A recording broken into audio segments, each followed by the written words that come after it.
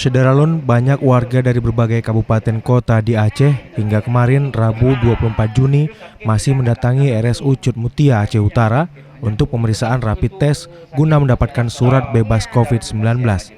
Namun pemeriksaan di RSU Cut Mutia sudah dihentikan pada 18 Juni lalu karena stok alat rapid test bantuan Dinas Kesehatan Aceh tidak tersedia lagi untuk tes gratis. Karena itu anggota DPD RI asal Aceh, Sudirman alias Haji Uma, juga kembali menyempatkan diri meninjau poliklinik khusus Piner untuk melihat kesediaan alat rapid test.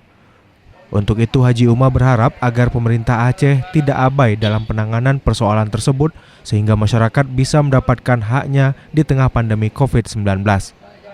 Terlebih masyarakat juga tahu berapa jumlah anggaran untuk penanganan COVID-19 setelah direalokasi dan refocusing. Humas RSU Cut Mutia Aceh Utara, Jalaluddin mengatakan untuk sementara pihaknya tidak bisa melayani warga yang ingin melakukan rapid test sebelum alatnya tersedia. Namun pihaknya telah memberikan informasi kepada masyarakat dan melakukan pendataan identitas warga. Setiap hari ada 5-12 warga yang datang ke rumah sakit untuk memeriksa dirinya.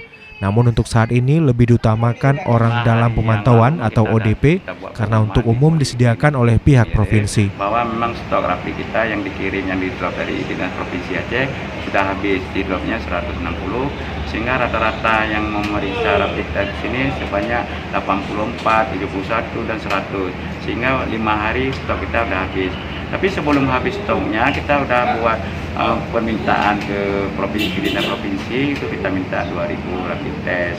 Tapi sampai saat ini kita belum menerima sehingga masyarakat yang datang kemari yang banyak tiap hari untuk memeriksa rapid test harus pulang. Tapi kita ada tempatkan di sini untuk menjelaskan bahwa alat kita belum sampai ke Rumah Sakit Umum Mutia ini. Mudah-mudahan dalam waktu dekat ini kalau sampai langsung kita umumkan kepada masyarakat sehingga masyarakat yang membutuhkan akan bisa menggunakannya. Dari Losukun, Jafarudin, Serambi On TV.